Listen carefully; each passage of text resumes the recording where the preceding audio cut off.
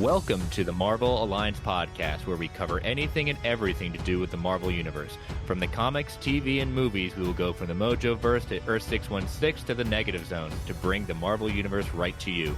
My name is the Uncanny Chris. I'm the podcaster, Mr. Travis now. Alliance Assemble. Volume number 7 we're at now, right? This is lucky number 11. Lucky number 11. Yeah, that's crazy. How are you doing this week, Chris? I'm doing well.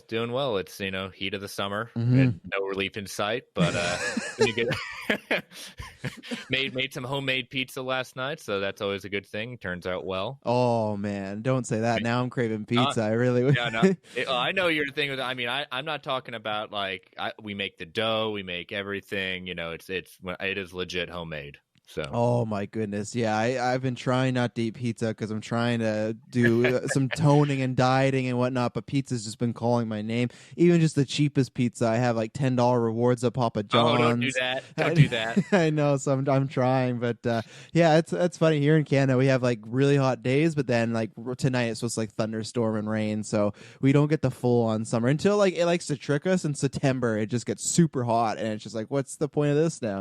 Where people are going back to school and whatnot, but yeah, that's good. Yeah, so I gotta show everybody, if they joined or watched what was it, last night we did a 3-hour Geek First Cast. It was our 5-year anniversary, and we did 3 hours of listener questions, and it was a good time. That'll be up sometime this week, but yeah, no, week's been good here. It's we got some news stories to talk about, a little lighter, but we got some fun fact or fictions. I made them extra juicy today because we had a little lesser topic, and then got Civil War talk about too, so I'm excited. It's gonna be a good one. Yeah, it is. So yeah, I think we had a good week of shows and good week of upcoming shows as well. Yeah. So this week, as always, you can catch us every Monday. Go back last Monday, we did a massive episode on X-Men. Everyone, good feedback on that one, but yeah, just shout out to you. That was a fun conversation. I was happy we got to do that. Yeah. And again, like you said last week, well, it's been going to be a topic we're going to talk about many times, but it's exciting. Tomorrow, Tuesday, is DC Alliance. I haven't talked to Greg and Travis. I don't know what they're talking about yet, but I imagine they might be talking about some Gotham PD, some stuff. Obviously, they're doing, if you don't know, they're doing weekly reviews of Doom Patrol and Stargirl, so lucky them. They got 2 shows running currently, so that's really great, so check those out. I just caught up on Doom Patrol. Stargirl, I'm in that awkward spot. I don't know if I'm going to watch it or I'm going to wait till it all finishes. I haven't decided, but then I can go back and listen to all their reviews. Wednesday, what do you got coming up this week, Wednesday? This Wednesday, not this week. I know, Wednesday. This Wednesday. I have a guest, an interesting guest. He's kind of a big jerk or anything. Oh yeah, that's right. It's you. I'm sorry. Prima donna. Yeah.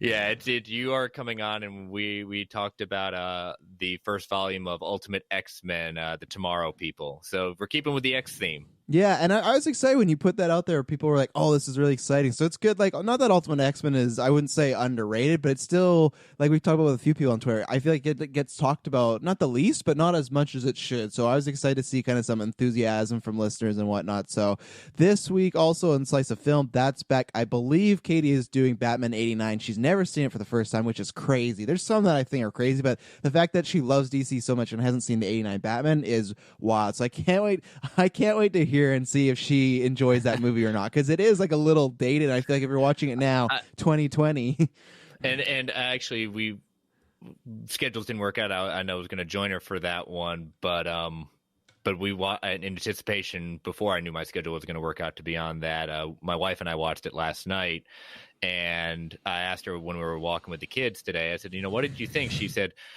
30 years ago, it probably would have been really cool, but it just comes off as so campy right now.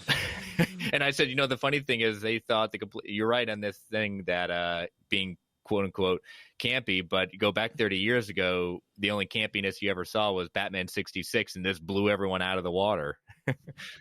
Yeah, I am not ready for in 30 years. And my daughter looks at me and she goes, Dad, those Nolan Batman movies, those are some cheesy movies. Like that happens almost every generation. The 66 ones were cheesy. Now the 89 ones are cheesy. And like I said, there's going to be a day where it's like, oh yeah, Endgame was fine, but look at what they're doing now. You're like, really? Okay. So, but yeah, that's happening. So check out her thoughts on that. That's going to be, I'm probably my most anticipated Slice one. So I got to ask you too, Batman 89 or Batman Returns? Which one do you prefer? Oh, I mean 89. I'm okay. a pure 89 fan. It's not because I hate Returns. If you I said, it's just it was I mean, I obviously didn't see it first run. I was still a little young for that one, but it has always been my movie introduction to Batman, and always will be number one in my heart. Yeah, it's returns for me. I might be biased because Michelle Pfeiffer was my first love, and that was the reason why. But I love that movie. And then Friday, superhero discussions continue. Superman the Animated Series. I think they're doing 7 to 10 now, so they're getting close to the end of season 3. So check that out. They just had the last episode where they covered a crossover. It had Flash and Superman on it, so that's great. As always, if you want the shows ad free or early, go over to Patreon, support us there. That's the $1 tier, $5 tier, and then soon there's some things that are going to be coming up. We can't announce them yet, but they're going to be recording this week, and there's gonna be some at the $10 exclusive too. There's gonna be some good stuff going on there. There's some stuff that'll go early there and will be on the feeds eventually, and then there's some episodes that will be there exclusive, but we're gonna make it worth your while. If you jump on there and get these episodes. It's the first one I think we have is a doozy, and it's a big crossover episode. All these kind of Patreon exclusives we're doing for the most part are gonna be crossover episodes, kind of do something special. But so look out for that, look out for updates, and that's why you follow us on Facebook or Twitter. You can get updates on our social media, whether it's episodes right when they drop, whether it's updates.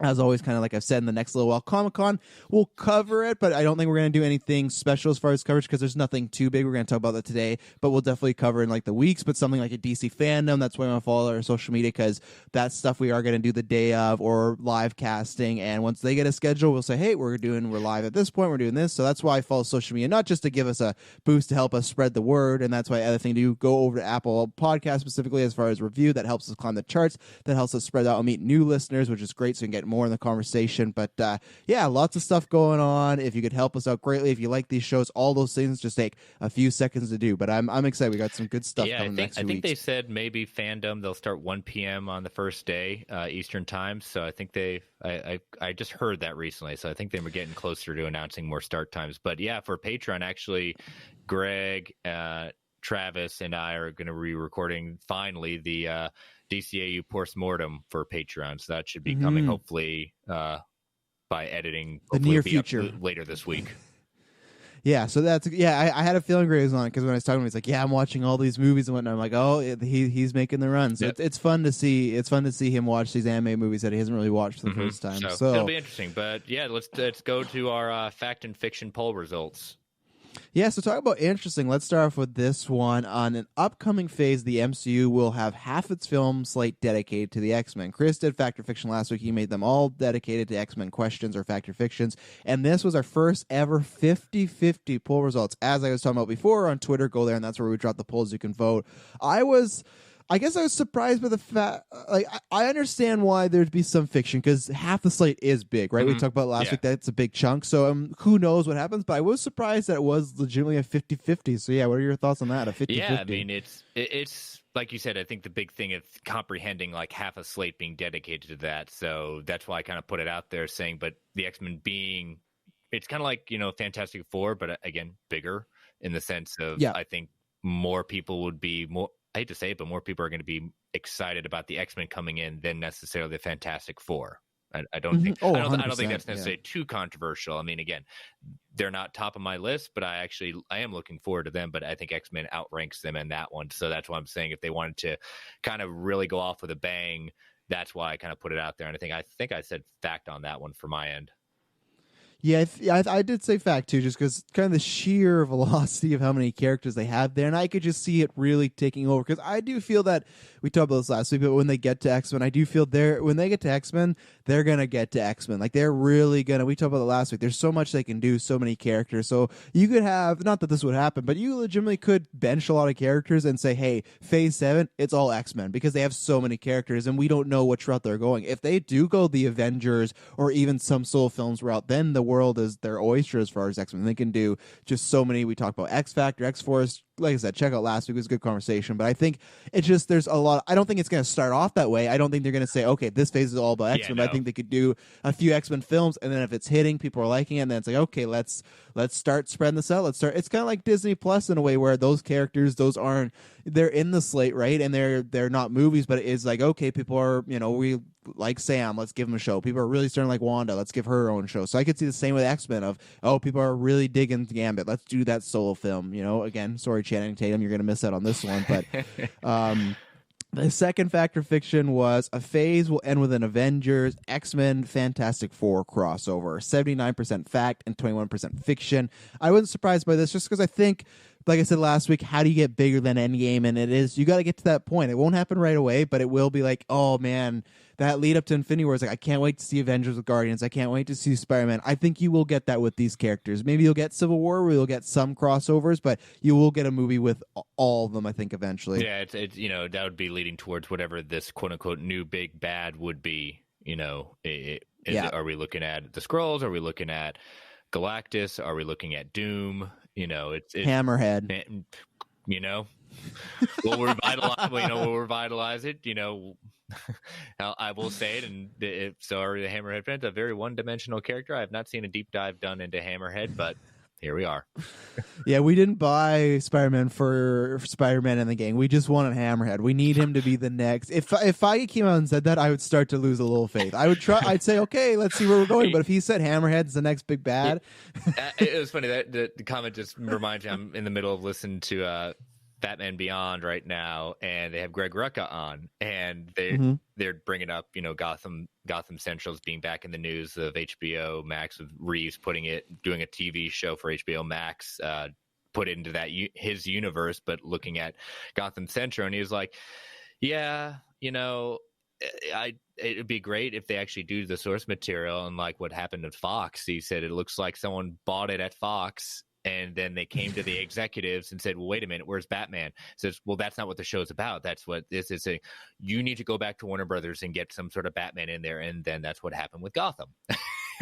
So coming from the source, it doesn't sound Rucka was too big of a fan of the show. And he said then if they're going to do some gutsy work, if they're going to actually have the gall to really do Gotham Central, then I'll watch it. But if it's going to be Gotham again, he said, yeah, not my my tempo, Yeah, so that was funny. We bought Spider-Man for Hammerhead. No, you bought it for everyone else.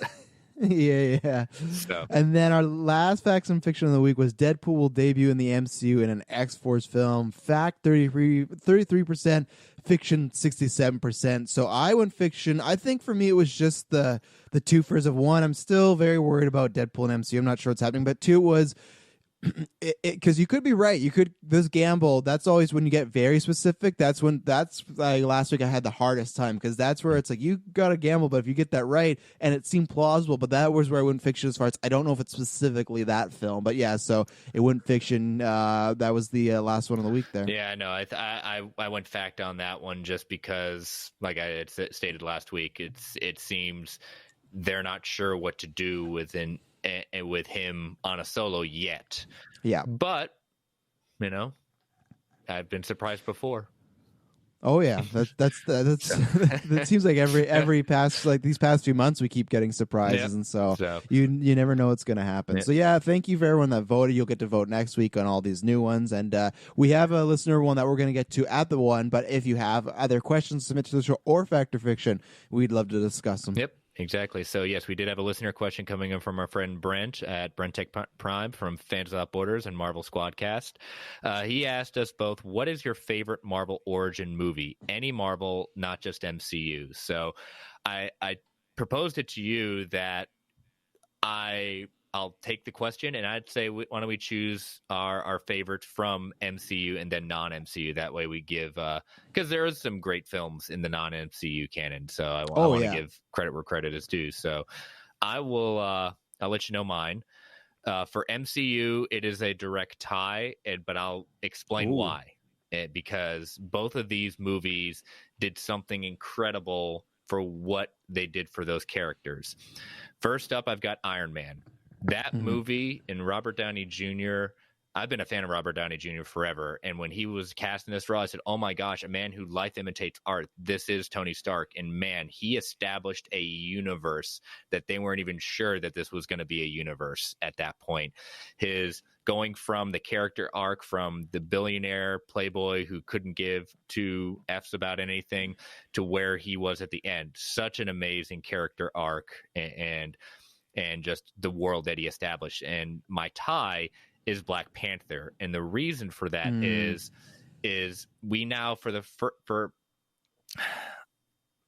got to be careful with this, but we see a different world and nation that we have not seen before. Like, I think, we Guardians, we see the cosmic side, but we didn't go really too far outside of anywhere outside of New York, in like on Earth, you know what I mean? Yeah. So I know we've been Asgard, we've been in the cosmic, but we've kind of stuck around the, nothing really to it. But now we have a secret kingdom, and learning the history behind it and why it's been so secretive, and a new, kind of blew up the idea that saying, oh my gosh, these people are out there, and the history that has been going on with these people for so long. And both of them just did so much for those particular characters, but also kind of blew up the Marvel Cinematic Universe.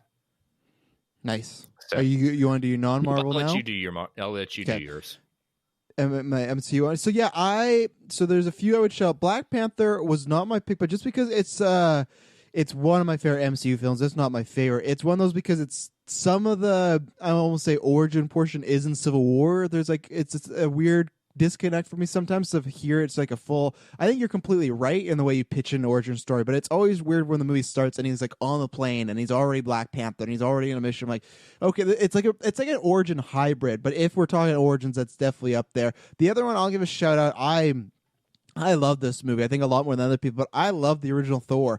I love the style. I'm a big Kenneth Branagh fan. I don't think I've enjoyed lots of the films he's done recently, but I'm a big fan of that movie. I think that was, especially at a time where the MCU just had very much of that time. Talk about a villain problem. They had really no villains. Obviously, Red Skull's coming up in Winter Soldier, but that was kind of a disappointment to me. Obadiah Stane was good, but nothing earth-shattering. Whiplash, that was something else.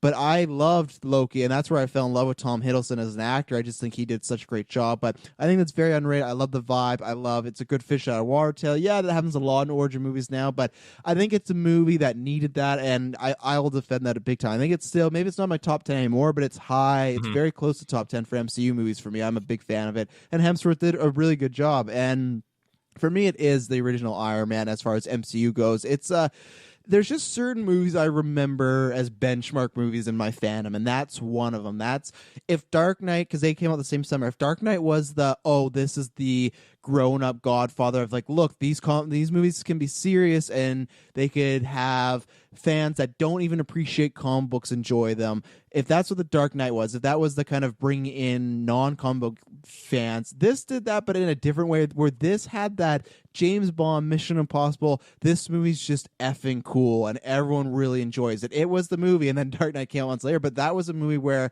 people who had not seen comic book movies or read comic books were coming to be like, I really enjoy this. And I just remember that summer, Dark Knight and Iron Man being that 1-2 punch of you got these really cool you really got this really cool factor in comic movies, and then you got this really serious kind of dramatic tone. It was like, oh, this is like almost what we have now tenfold, though. It's like, oh, there's something for everybody. And that was just such a shift, because I remember I was still in school at that point, people were talking about it, and that was not that I thought we would get Endgame or anything like that, but that was a moment where I remember watching Iron Man being like, every comic movie needs to be like this. It's just so well made. And of course, I don't think it's a perfect movie. There's no movie that's perfect, but I think there's so much that obviously it set the groundwork for the MCU, but it was just so slick and so stylized, and a great runtime and a great cast and a great writing team and everything like that.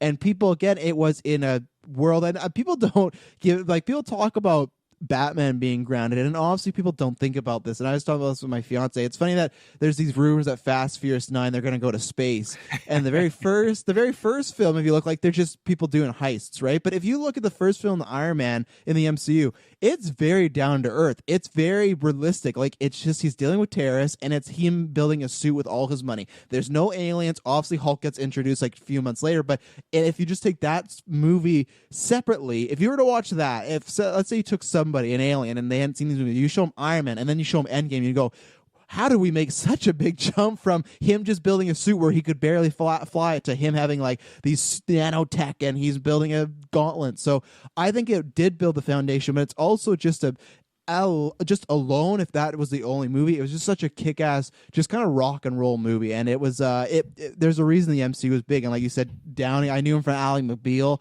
so when he got cast, I was like, okay, this guy in this little comedy show, sure. And I just remember in the theater, it was such experience seeing that film. So that's my MCU one. Cool. Yeah, no, I think it's there's so many, like they said, so many different choices. I'll be curious to see what what you would say to that one, Brent, and the listeners. But now for their MCU, non-MCU, it wasn't even close.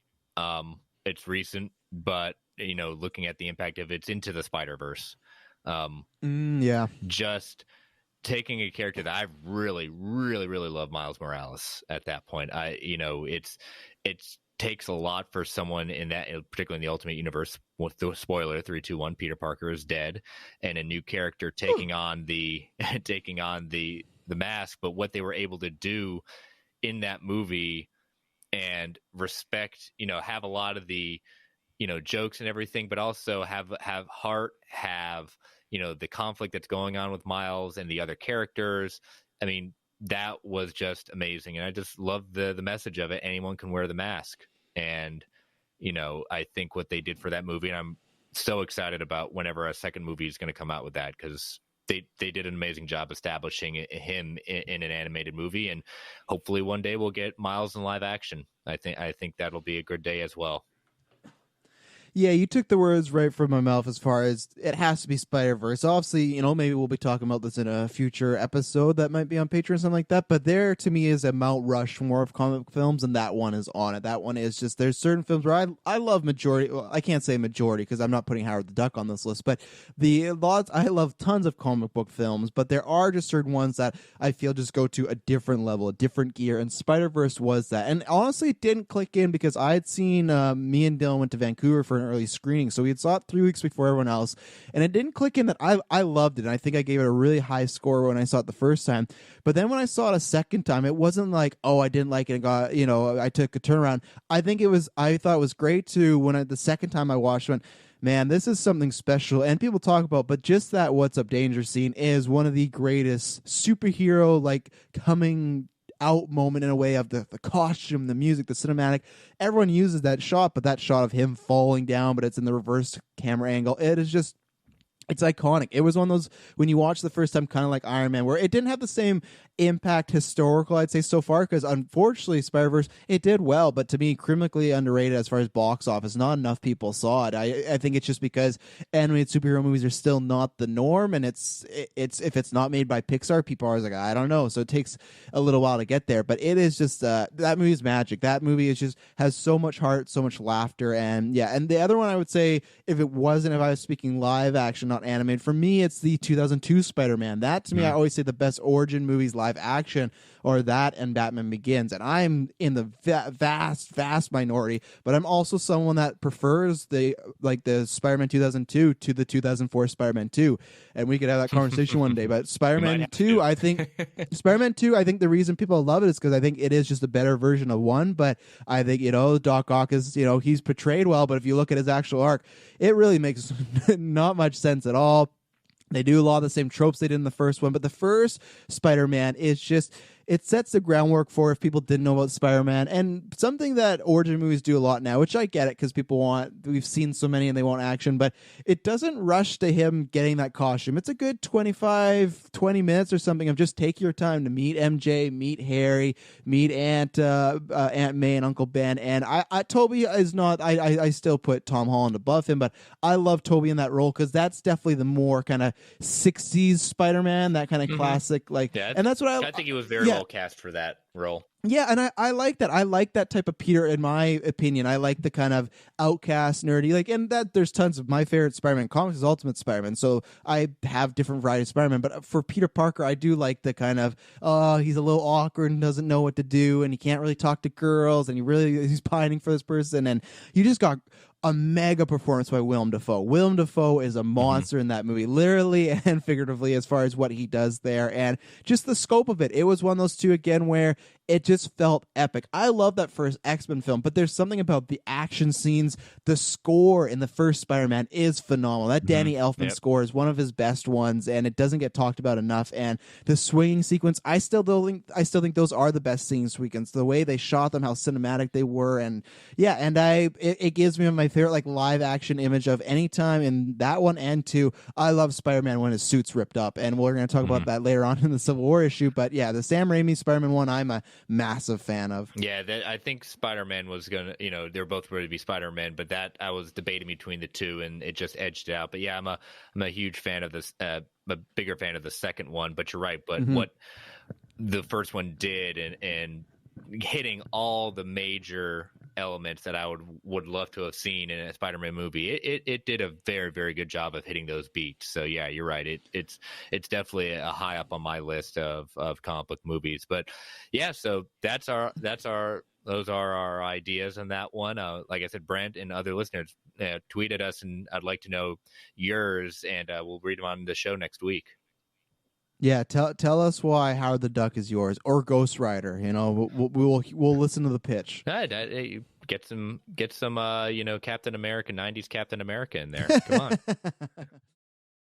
Hello, ladies and gentlemen. Chris and I hope you're enjoying another edition of the Marvel Alliance podcast. We're about to throw some ads right now. These ads help build the channel. They help support every single show here on the feed. The thing is, who we're partnered with, we don't get to select the ads, and we don't get to select the volume of the ads, unfortunately. So we're giving you this warning to adjust your headsets, turn down that volume so you can listen to all these ads and support the Geek Ultimate Alliance. I'm going to give you a countdown. You're going to hear some ads, and then you're going to go right back into the episode. 3, 2, 1. All right, so let's main brunt of our show's news today. So I know you brought up this one. I'd seen it, but for some reason I forgot to put it out there. And I'm glad you mentioned it. Joe Russo saying he's happy with all his cuts of the film that he's had. And yeah, why don't you take that one since you brought that to my attention?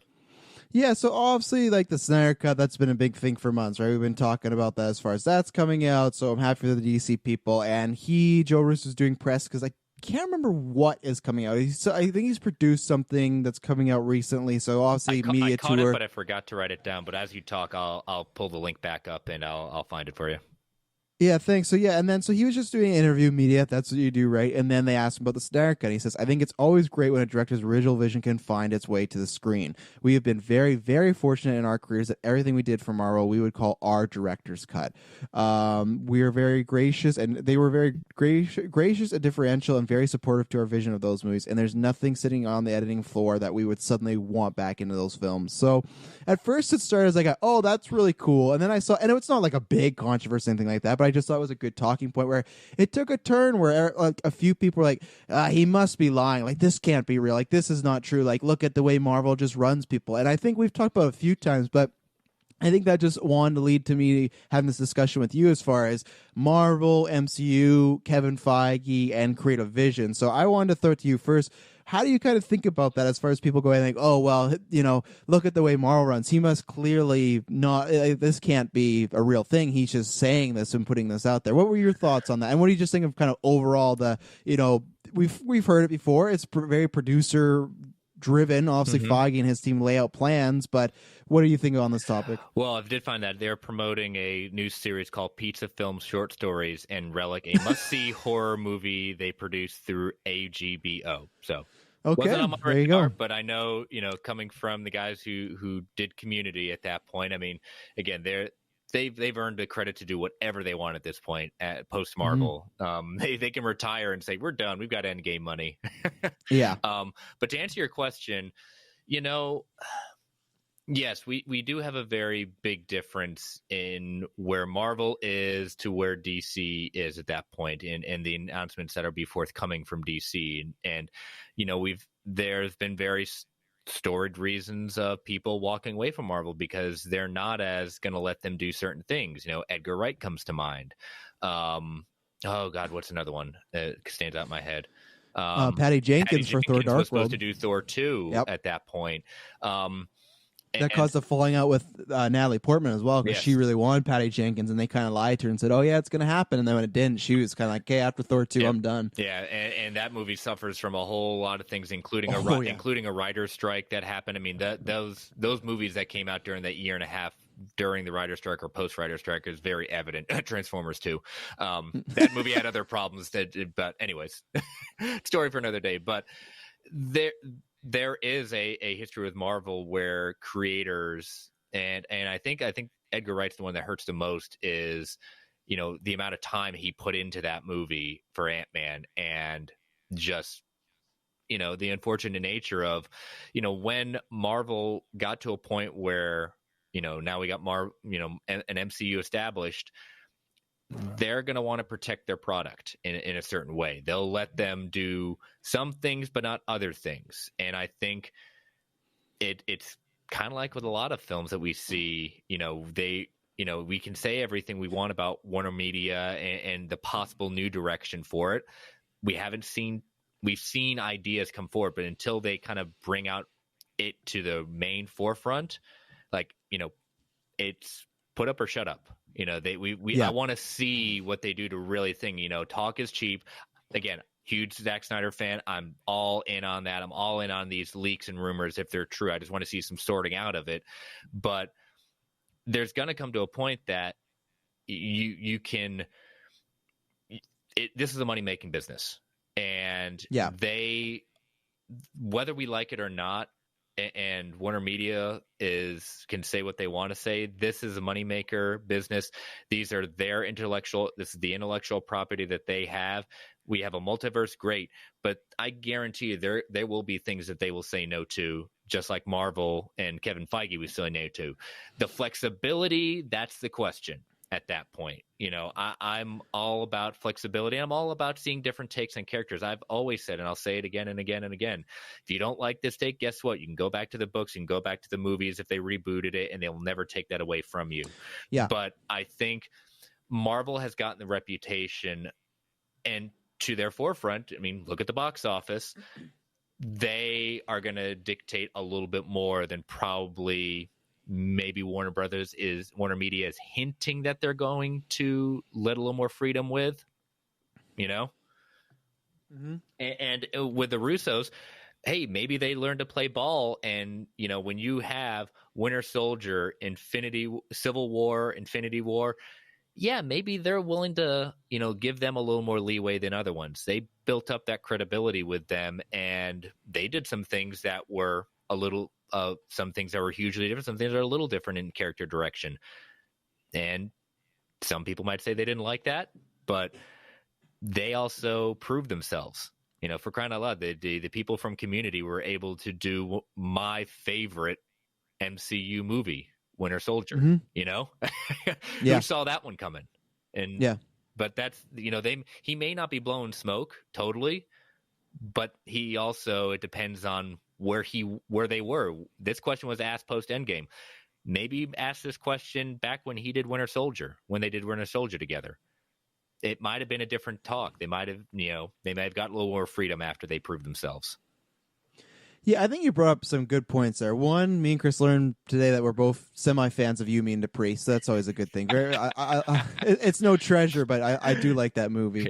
Yeah. So you brought up a few things. One, I'll start with like the intellectual properties as far as, I always want to celebrate fandom, DC, Marvel, Star Wars, Star Trek, the whole thing. But like you said at the beginning of your conversation there, your statement, it is a business, and I feel that some people kind of lose sight of that. And the best way I'd say it is, like, let's say I'm not a house decorator, but let's say I suddenly became one. I moved where you are, Chris, and you said, I want you to redecorate my whole house.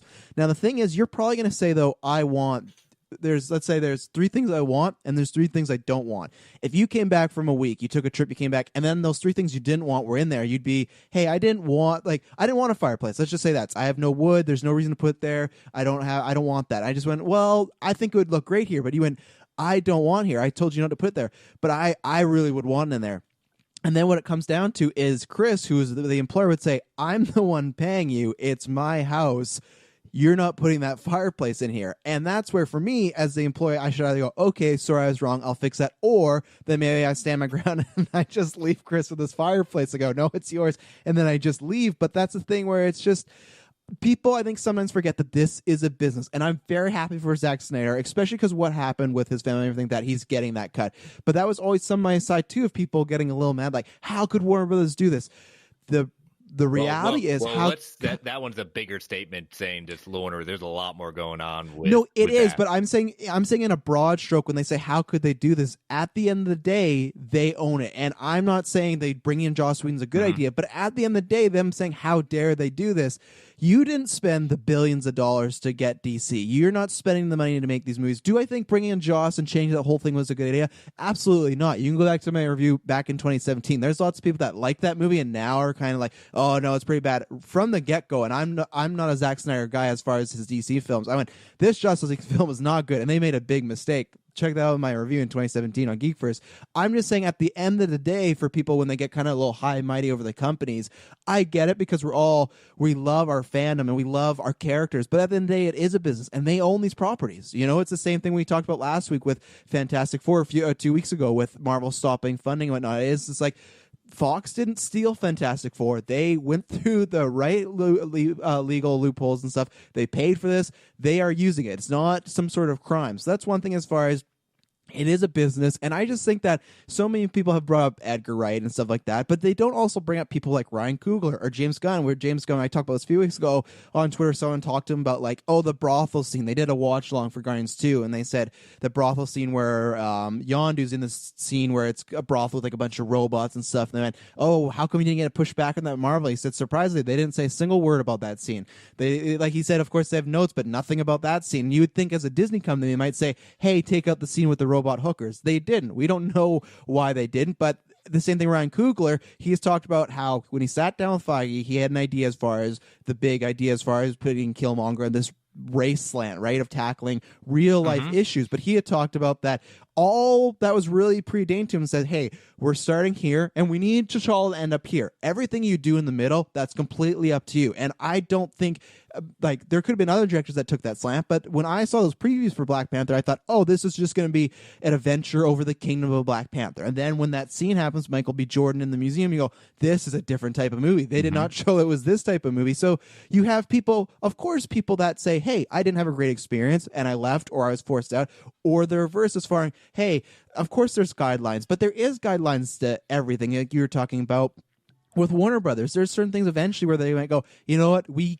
can't do that because that's not our vision or it just doesn't work. Or if they come in and they just say, hey, I don't know, I'm trying to think of some sort of character. I'm trying to think of the most family. You know what? Look at James. We did a couple of episodes ago, James Cameron Spider-Man. I mean, there's a lot of stuff in there that's just like, ugh. Yeah, so that's the thing you were bringing up with creative freedom and everything like that. It's tough because it is, unless people have created this is an indie film that brought up like a George Lucas with Star Wars who sold it. That's why it's the same thing with me with George when he started complaining about the Star Wars film. I get it, it's his baby, but then he should have never sold it. So it's a tricky area, but I think it's the same ways even at like a restaurant. You may go to a restaurant and have a great experience or have the best chef cooking it, and then when I go, they go, it wasn't that good. They burnt my steak. They did this. So that's the same thing with people going like, look at, you know, like you said, Edgar Wright, look at Alan Taylor, look at some other people, but they don't talk about the other thing. And like you talk about with the box office, I think right now Marvel is the Patriots of Hollywood. They are the people that, unless you're a fan, everyone hates them because of this. Not hates them, but just the success. It's like, if you look legitimately now, the MCU's average, their average of box office gross for every film is $1 billion, which is crazy to think about. And they are just on this roll, and people, fan-wise for the most part, critically and money-wise, they don't have a bomb, they don't have a failure, they don't have a movie that go, oh, that's really bad. Of course, people talk about like Iron Man 2 or Thor Dark World, but they're not down there with some of the, like a Howard the Duck, you know, something like that, like a Punisher with Dolph Lundgren or anything like that. So I think they're the easy target to be like, oh, of course they're, you know, but this happens all the time. And DC, that's the big thing over there. Look at Squad, look at Zack Snyder. For how many years did Warner Brothers claim they were a director's studio? Christopher Nolan gets that. He got anything he wanted to do with Batman, he did it. There's rumors that he was part of the reason why George Miller's Justice League got shut down, because he said, hey, I don't want another Batman going on. And they said, okay, we're going to lean to Nolan because he's giving us the Dark Knight. But then you have Zack Snyder, who had some, you know, I'll say mixed reaction with his movies, and they took it away from him. So again, you have two directors that clearly had much different paths. Same thing with Star Wars. You have people like Rian Johnson or JJ, where they supposedly say, no problems, we just let them do what they did. Where you have Rogue One, where the rumors are literally they brought in Tony Gilroy to reshoot that movie, and the actual director of the movie just sat on set and watched this happen. And he played ball because he wanted a career. But that's, I mean, there's all, I would imagine almost all these franchises, you could pinpoint of times where they go, hey, we're changed it up. And my last point till I throw back to you is, if let's say they did Winter Soldier, and the thing is, let's say Feige and them talked about, they said, this is what we want to do with Winter Soldier, and the Russo said, hey, that sounds pretty much like what we want to do. Could we add this? Could we add this? Oh, yeah, sure. That's the thing. How come we don't know right off the bat? And I would think so, because they, did 4 films with them, but they gave them the keys to their biggest movies. Infinity War and Endgame were the end-all, be-all for MCU. So the fact that maybe just they hit it off and were like, we have the exact same vision as Kevin or the Marcus McFeely, these writers, like, I just think it's one of those things that it's fun to talk about, but there's just so many people that are like, no, they're just towing the line. And of course, maybe they are, but I also don't think he could have just said, that's great for Zach, that's awesome, and I can't wait to see it. But he went on there and said, hey, we've never had that happen. And I just think he wouldn't have, the quotes that he gave, he wouldn't have had to done that. I don't think there's nothing that he can gain or lose from this. He's, as far as he's concerned, his time with Marvel right now is done. It's never, not forever, but right now they stand nothing to lose or gain by making these statements. That's exactly, you brought up that point, is if this was like, let's say Endgame was supposed to come out, then I'd say, okay, yeah, maybe he's just shining up and being like, oh yeah, we're great over here. But like you said, of course, I think they will, work with Marvel again. Maybe we'll talk about that in my Fact or Fiction, but I just, he's on other things. They're directing Cherry. They're doing a bunch of different things. So he doesn't have to go out there and say these things. So that was my thoughts on this situation. Yeah, I like it. You brought up Ryan Coogler. And again, sometimes, like you said, like they hit it right out of the park, but also certain films, particularly Black Panther, they knew they had to do that one. They know they have to do every movie, right? But that particular movie, there's a lot riding on that. And they had to make sure not only get a director. Ryan Coogler is an amazing director, and I'm sure there would be tons of other directors that would have done a great job, but he was an excellent choice, still is an excellent choice in what he was able to do. But again, it's just who is willing to play ball, who is willing to do that. Again, we're fans. We are fans of this, whether we like it or not. Sometimes we get lucky and they're making it for us. Zack Snyder's Justice League example, or there are others where it's most of the time it's made for the mainstream. We encounter that every day, and we have to, as fans, we have to recognize that. And again, go back to your books, go back to the other movies that we have, and no one will take that away from you. So. Well, yeah, and even like with hits of movies, it can happen too, because you have someone a few months ago, Kathy Yan, who didn't say specifically what, but kind of made it sound like, even though Birds of Prey, not the biggest box office hit, still made money, but it reviewed very well with critics and fans, she still kind of insinuated that, hey, there was maybe some things in there I would have liked to have back. And that's the thing where it's like, even the best of movies, look at something like Blade Runner, which was, has a bunch of versions, but there's tons of people, Sylvester Stallone wants to put out a director's cut of Rocky 4, like even movies that we may love, you go, oh, the director might even go look and go, yeah, that wasn't what I was really wanting, but hey, you love it, so that's great. But I would still like a crack at it. So and especially right now with the Snyder Cut, we talk about that. We talk about the Schumacher cut. Like, there's so many. This is a conversation right now that I think has been talked about more than ever, as far as like film Twitter and film nerds and geeks and stuff like that, because it's prevalent in the conversation right now. This is the first time something like the Snyder Cut has happened. So it kind of opened Pandora's box to cuts and whatnot and all this. And yeah, it's an interesting topic, which I think will come up more throughout the year or so, because directors keep coming out being like, I'd like my cut of this, and will it happen? I don't know. But well, it's definitely to this fanfare. I mean, the before that we had the Donner cut. That was always the fictitious one. So it's interesting. Both times Warner Brothers. Good job. Yeah. Love messing with people. The director's vision studio. Yeah. Yep. But all right. So next one, we got a twofer when it comes to Black Widow. Fans, if you haven't read the story and don't want to read the story, this is going to be. It wasn't a spoiler for me. I don't think it was a spoiler for you, Travis. But for those of you that are trying to keep out of this, we'll try to give a big signal or something like that. But we'll see how long this discussion lasts. So, but warning, this is a huge spoiler. At least with this first story regarding Black Widow.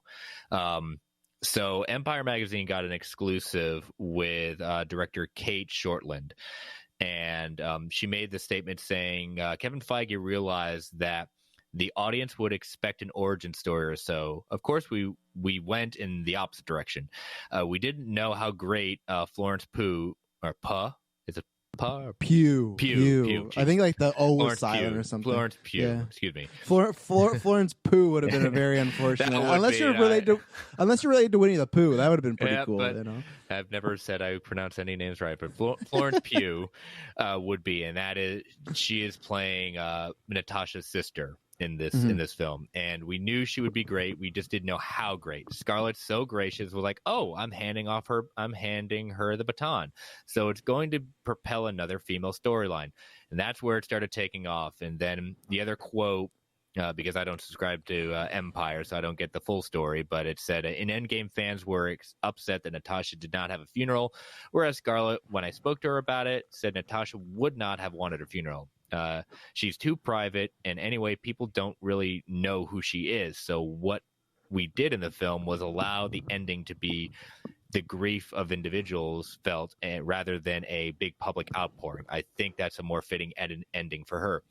I agree with everything about this statement. I've been saying since I saw the first trailer that this is a handoff movie. There's precedent in the comics for it. This was not a surprise to me, but it definitely, I think it was more surprising that she went out there and just said it. And I think she's kind of taking the attitude too, is like, y'all didn't see that? Yeah, it's so the funeral one, I think that's just a purely opinion, because I've seen both cases of people being like, she should have been celebrated, she shouldn't have. I'm in the camp of, I think they did it well on Endgame, but if you didn't, that's fine. It's kind of like the Cap time travel thing. That's your hill to die on. I don't buy it. I just feel like there's something more with this movie that has been shown. I just think it being a natural, it could be a baton pass, say that 3 times fast, baton pass. But I just feel like they're laying breadcrumbs to get us thinking something else. And I know people have shown images of, oh, she's wearing her jacket in Infinity War, so that must mean she dies. That could be it. I don't know. Could be that she snapped, but well, I guess that doesn't make sense in Infinity War.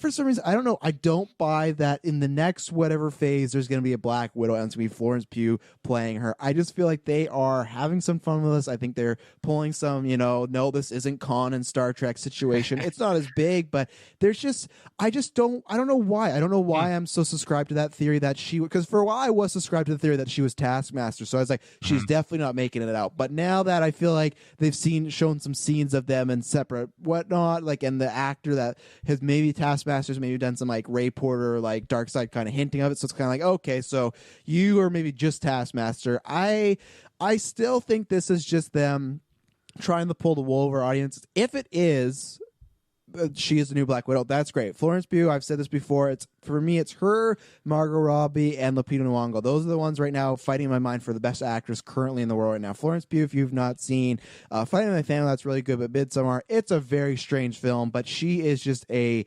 spectacular actress. They also did Little Woman, so I would be more than happy if she's on board. It's nothing like that. It's just I just have my deer lights on, and I'm just like, I don't know if I buy this. So that's why I didn't think it was that big of a spoiler, because I think they're trying to deceive us. But if it is just a baton, my god, baton pass. You can't say pew, but I can't even say the word baton. So I think I'm doing much worse. Thank goodness you're the teacher, not me.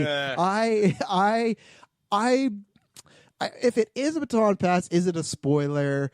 I don't think it's a spoiler, but I don't think it's something that needed to be said. I'll say that much. But like you said, maybe it's just she as director being like, oh, this is a pretty obvious, like, read the room, But there's part of me that just thinks it's Rogue One style, and this entire family is going to die. Red Guardian's going to die. Rachel Weisz is going to die. And unfortunately, Yelena's going to kick the bucket too. Well, we'll do what my boss always tells me. Bet you a free cup of coffee in the break room. Yeah, I'll send it to you. You don't have to skip the dishes out there, do you? Do you have a food delivery service? Yeah, well, maybe that's a long trek. I'll send it out there and then get some Tim Hortons coffee. Oh, good. Well, we won't spend too much time on this just because there's not too much. There's enough there, but it's just, like I said, I have thought this. You're thinking the opposite side, so I like it that we've got a difference of opinion on it, but we'll just have to wait and see whenever this movie does come out at that point. If New Mutants doesn't come out, like if they delay that, that'll be our first Marvel film, and that's good because we both have kind of different thoughts on how it's going to go. So that's going to be an interesting review. Yeah, it'll be good, and whatever they, again, we'll see what Marvel puts out there, but again, it's I think we're going to get a good treatment for what should have been an earlier movie with Black Widow. I've always said that Absolutely. this should have been done earlier, but again, it is what it is. All right, so you don't see me waving, fans. If it is, I can't even do the accurate time count, but we're not spoilers anymore unless you just don't want to talk about what things look like. So the next Black Widow story we had come out is we got some leaks from the Black Widow movie book, and looks at not just Scarlett Johansson and Florence Pugh's characters in it, but we also got probably our best look that we've ever seen of Taskmaster. And yes, all day long. All day long. They did a good job with this, because it's been so hard to see outside of the hood, the shield. Yeah, people say, well, they've made it, it's not comic actor. It's like, yeah, again, like with everything, we've got a costume. It's pretty close. But again, I've seen it, like with everything. Twitter can be a cesspool sometimes, and I just, again, my go-to GIF is the John Cusack from High Fidelity, where he's just like, really, this? Put my hand in my face. This is really good. I'm very impressed by it.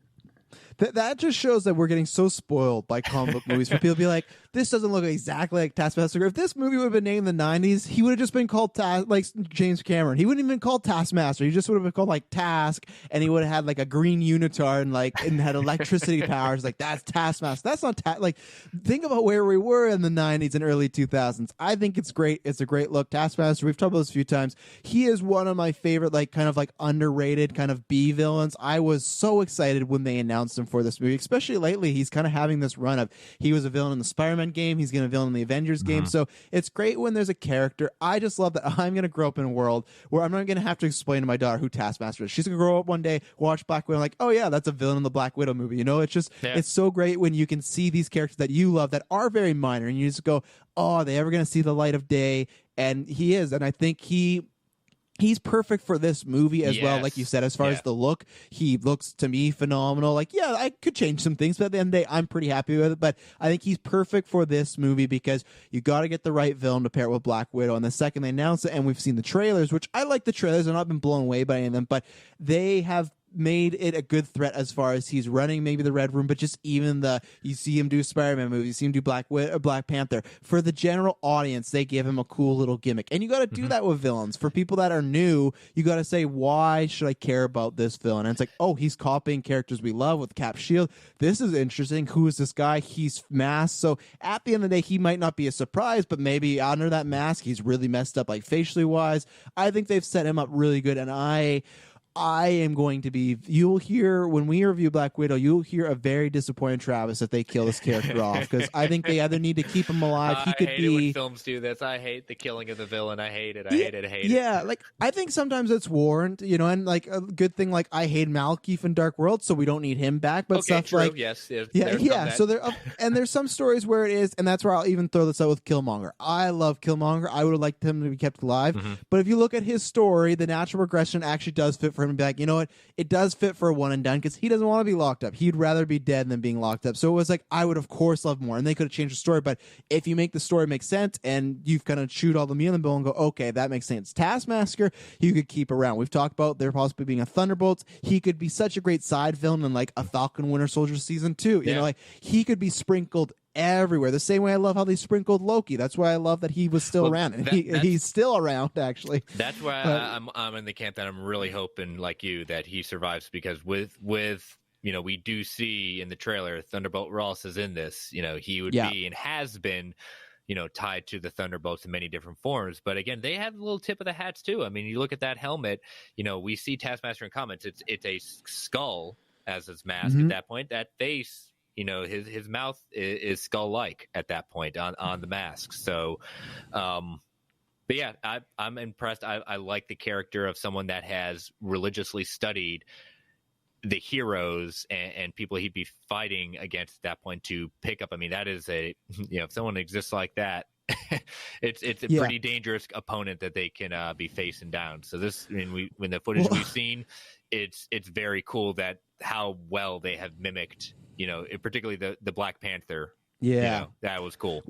Well, people say Moon Knight is Marvel's Batman. No, it's Taskmaster. Like, obviously he's a villain and whatnot, but Batman to me, that's Batman in my way of like, I love that tweet that trended a few months ago. It was just like, everyone realizes the first being the Justice League, Batman was just sitting down being like, how can I mess up all these people? You know, he wasn't even thinking about the task. And that's where, to me, like, I like that style. It's like Taskmaster, okay, he sometimes, of course, has technology, some human enhancement, stuff like that. But then he is more or less just a man with some higher skill levels. So how does he do? Well, he studies his opponent. He's never somebody that's going to just go, there's Black Widow, I'm going to go fight. Sometimes when villains just back off, you go, why would they back off? That doesn't fit their character. Taskmaster is a character that if he backs off, there's a reason, because he feels, you know, I can't win this fight, but I have enough information to know that maybe next time I see this person, I will win this fight handily. So I think just to have that kind of very cunning, very intelligent villain is going to be good. I'm excited to see how they tackle this villain, like from how he speaks, if there's a voice box, if he does it, how mysterious it is, his maybe little origin we may get.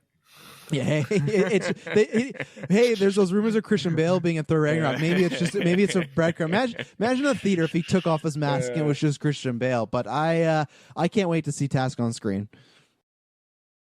Hello, ladies and gentlemen. Chris and I hope you're enjoying another edition of the Marvel Alliance podcast. We're about to throw some ads right now. These ads help build the channel. They help support every single show here on the feed. The thing is, who we're partnered with, we don't get to select the ads, and we don't get to select the volume of the ads, unfortunately. So we're giving you this warning to adjust your headsets, turn down that volume so you can listen to all these ads and support the Geek Ultimate Alliance.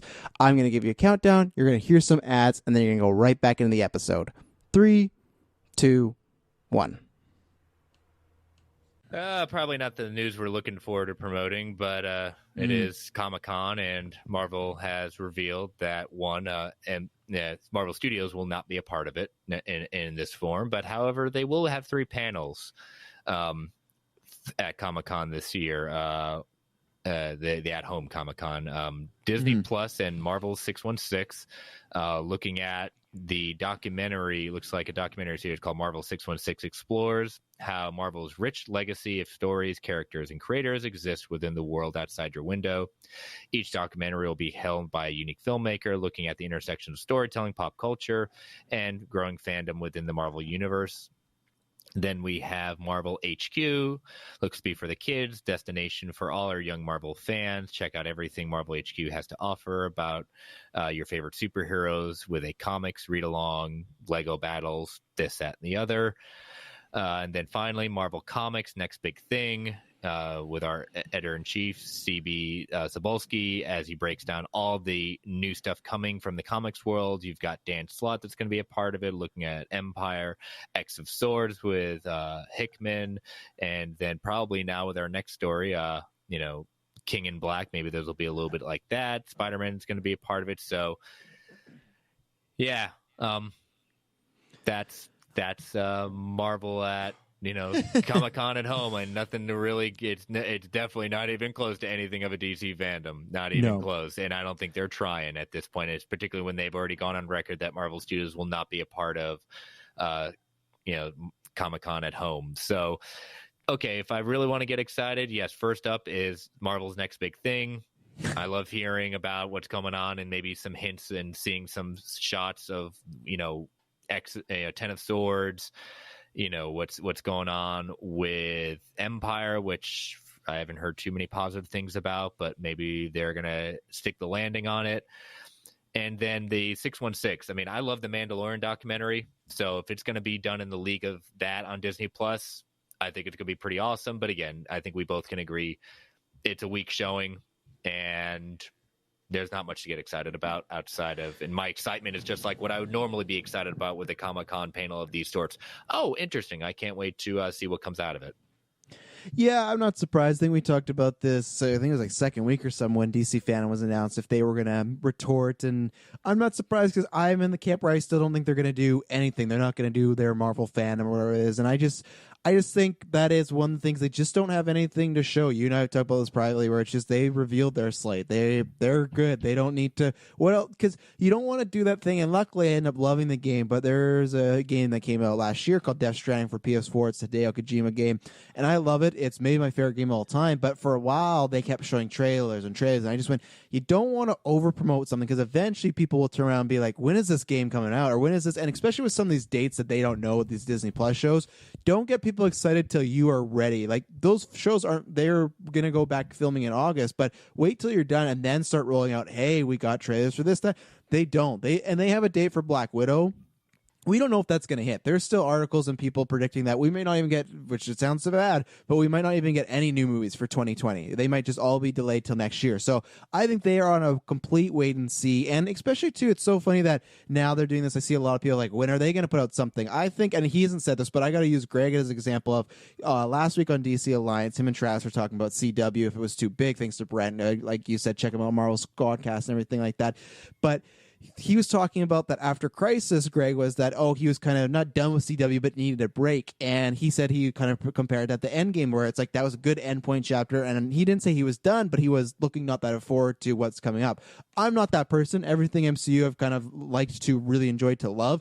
And I will see every MCU film day one, even something like Shang-Chi, which I've read them in like 2 comics or something because I love the universe they've set up. But there is some people like Greg that go, I need a little bit of break. I think they weren't taking that break with Black Widow initially and all these Disney Plus shows because we talked about earlier, they're just on a roll. They're making so much money. It's like, well, let's get while the getting's good, because there could be a point where superhero films do take a little bit of a downtrodden. So let's go right now, make as much money as possible. But right now they have no choice but to take a break. So I think that's a good thing if they're saying, hey, if we can't release our stuff, let's just take a break. So those people that did maybe feel a little fatigued, that were like, because we were getting to the point that Marvel films were, and look at some of their slate. I think there's 2 years in their slate where there's 4 films a year. That's a lot of films plus those Disney Plus series, right? Where now, as I said before, Black Widow I was always excited for, but now I'm very excited for it because we're going over a year with no MCU movie. We're not in that universe. So I think anyone else that was feeling like Greg that went, I'm a little tired of MCU, or Endgame of like, hey, do we need more? Like that was a perfect ending. Now they're going to make you miss it. And I think that's a good thing. Make them miss it. Don't talk about it. Be silent. Make people wait until Falcon Winter Soldier's ready to go. Wait till that. You could do like, if you follow Nintendo, if anyone does, they do these things called Nintendo Directs. They're like little 15 to 20 minute, like here's a little preview. Marvel could easily say, hey, on Tuesday on our Twitter, on YouTube, Kevin Feige just has a 15-minute presentation of what's happening this fall, and people would get excited. They would watch it, and that would be all you need. You don't even need a big show. You don't need an hour showing. So I think right now, just wait it out. Don't do anything. And yeah, it sucks. People like myself, we love news. I want to hear who's playing Moon Knight. I want all this stuff, but we're going to have to wait because the world is in shambles right now. So I think they're taking the right approach. Yeah, no, I agree. And you can look up this information, listeners, but the Disney Plus Marvel 616, the documentary panel, will be Thursday, July 23rd, 1 p.m. Pacific time. Marvel HQ, the kid portion of it, will be also July 23rd at 4 p.m. Pacific time. And then the Marvel Comics Next Big Thing will be Friday, July 24th at 11 a.m. Pacific Standard Time. So, when those happen, I guarantee you we're going to get some, we'll definitely be talking about in this show. If I were to pick rankings of where my excitement's coming from, it's going to be the comics first, and then the Marvel 616. Marvel HQ ain't even on my radar, but who knows? But all right, so we got our 2 last stories are comics related. We'll start with the big one that just dropped a couple of days ago. Marvel King in Black crossover pits symbiote god against Venom at that point, the Avengers and X-Men. So this has been a very long time coming, and I'm the kind of person, I've let you all know, listeners, at that point, I don't collect weeklies. I collect the trades, but I stay up to date on stuff like this. So knowing what's already happened, my absolute carnage omnibus is coming in at the end of the month, so that's when I'll start diving into that. But I already know what happens. But if you haven't, Donny Cates' run of Venom has been it is the amazing. It is, he's brought a whole new focus on Venom. So much so, I'm glad I've gotten a chance to read a lot of the run and on Marvel Alliance. This is Marvel Alliance, Marvel Unlimited.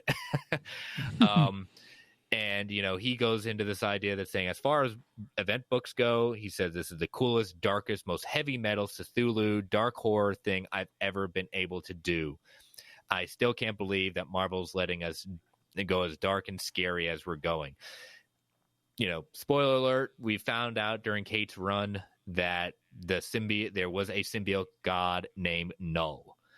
And he was around even before the Celestials, or even at the same time as the Celestials, and it's been a build for it. And Absolute Carnage, Null's on the loose full time now, and he's coming to Earth, and he's gonna mess some stuff up. See, I have to fully admit, I've not read any of it. I've heard good things, but I will. Yeah, I have to give it a chance because honestly, when you say that description, I had heard about the Venom God thing, and that kind of took me out of it. It's one of those things when you not reading it and you hear it, you go, really? Are we doing this? So that's why I've kind of always tempting to be like, I want to read it because the praise from people like yourself. But I go, like, what is this? But at the same time, and it's something we would talk about, people have made the obvious comparisons to DC Metal and DC Dark and stuff like that. It is that where if I would have seen the Batman last, and I have such a big pull list of comics I need to catch up on, but Batman and Scott Snyder, those are ones specifically I do buy digital. I stay up to date just because those guys, he's just kind of my favorite writer right now. So if you would have maybe heard me pitch that to somebody, they maybe would have said the same thing. So I really do got to catch up on those. I got to give a chance. And maybe now is my time. Maybe I will do a big read of that and Absolute Carnage right before King is Black, because it sounds interesting, but also just sounds like it could be kind of, like I said, anytime you start getting into the gods territory, that always scares me, because you can knock out a part, but you can also make it feel honestly very cheesy and just very convoluted, and that sometimes can turn me away. I sometimes like just simple stupid when it comes to some characters, but I appreciate that Marvel, if he's saying that he's having such a good time, that I'm appreciating that. And I watched the little trailer that seems it piqued my interest, and that's where it got me more like, okay, maybe I got to dive into this. Yeah, I mean, Donny Cates has been gone on record. Just they've let him do a lot with Venom, and I think they've brought in a lot of deepness, not just to the symbiote legacy. Because are we sure he's not lying though, Chris? I don't know. Did you catch the end of that? Did you catch the end of that thing? The end of the trail where you thought it was over, and they told him, "Okay, one big thing, you can't be cursing in this." Okay, we'll try to keep up on that level, and they have a whole outtake where he just drops like 20 different F-bombs at that point. Yeah. But it was, and they established this history early on in his run.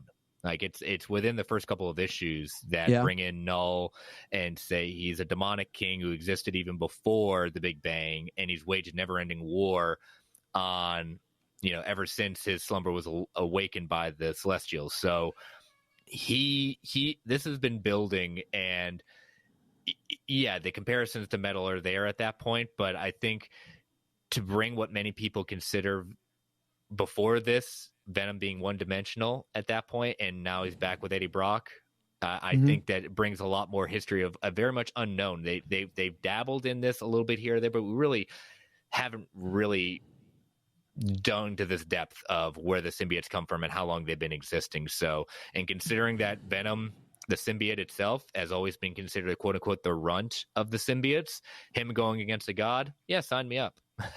Yeah, it's definitely something that's unique, and that's never a bad thing. It takes place in December. So I know our buddy Nathan, when this came out, he said, "Okay, what do I need, Chris? What do I need?" And said, "All right, you got a lot of reading to catch up on."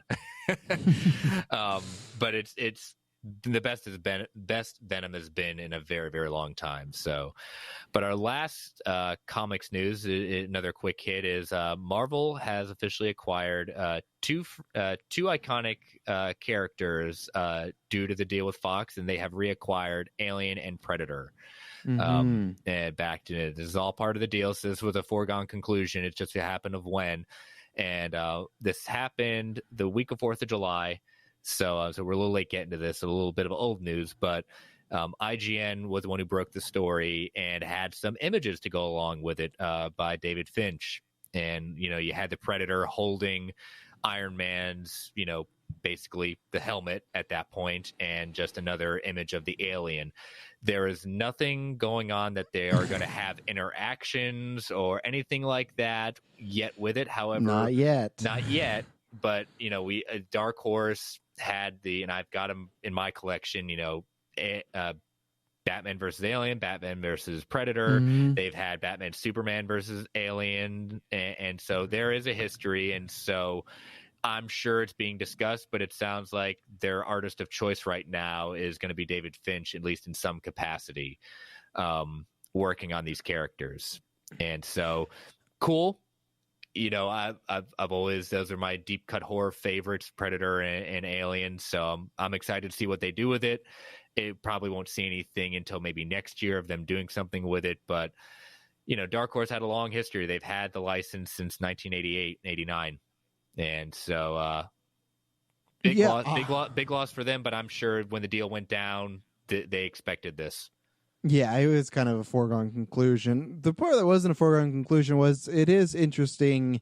I talked about this with Taylor on Geek Force that it does show that Marvel is Disney, kind of in a way, and it does show that it is interesting that they know they have these IPs. They maybe don't know, kind of, we talk about Deadpool, what to do with them yet. What's the best way? Well, let's try some comic books, and I think that's interesting that they're not just shelving them, because obviously Alien, Predator, not very family-friendly brands, Obviously there's tons of Fox movies they own that are like that, but those are some of those bigger ones of what do we do, and I will definitely read at least one issue of both of them. I'll listen to reviews, but I'll definitely for intrigue to see, okay, what are they doing here? And I think a crossover eventually is inevitable. I don't think it's going to be that they will be worked into the Marvel canon, but I think you easily will get an Iron Man, Predator, etc., stuff like that. Like you said, like Batman Dead End. There's a great short film too on YouTube if anyone's never seen it that these guys did. And it's fantastic. But I'm a sucker for crossovers. I love them. I know people say it's sacrilegious, but I always be like, I'm always down for a what if Star Wars and Marvel one day when the chips are down of an animated movie. I don't need the live action because that opens up some wormholes. But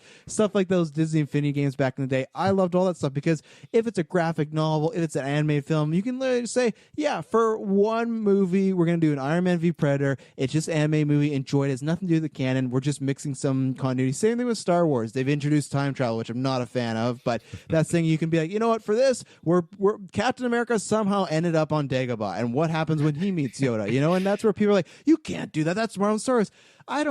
What does it hurt? It's the same way as like you talking about your other versions. Just because if we have a animated movie with Yoda and Captain America doesn't mean your precious Luke Skywalker didn't fight Darth Vader. It's just have some fun. These are fake fictional characters. Let's have some fun. And that's what I love about just even seeing that image of, hey, that's cool. Like, and you sound like you're working out some deep-seated feelings on this topic. It just comes. I've heard it so many times. It's like, you can't cross these things over. You can do whatever you want. Some guy somewhere way back in the day went, I have peanut butter and chocolate. Let's put those together, and look, we have Reese's. So sometimes great things can come from crossovers.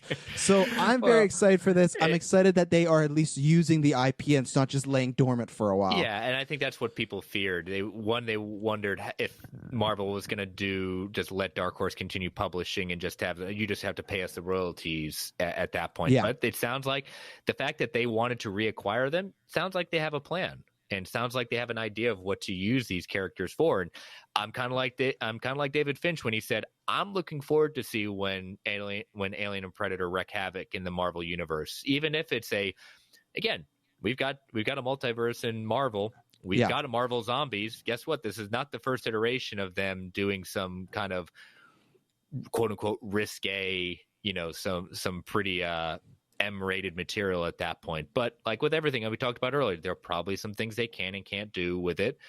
But heck, give it a shot. I know it'll be the first issue is going to be a hot seller when they do it. So well, imagine like a cover of, like you were talking about how weird Venom's gonna get. Imagine a cover of Alien v Venom, or Xenomorph v Venom. Like there's some fun to have there. Those. I think the reason I like those is because it makes me feel like a kid again. It makes me feel like what Kevin Smith talked about on his podcast lots of times with Endgame and stuff. Where it is just like you have your action figures, and so it's like, could you imagine if we did this? And that's what I like of like, yes, Disney owns a lot of stuff, and that's a different conversation. But when they do, it's like let's have some fun. And Marvel comics, everything you need to adapt. You need to be different. That's why I love comic movies that are so weird. Like I talked about this with Tony Walgator, who's kind of said, "Oh, Batman Who Laughs." I don't know if that'd be my deal in live action.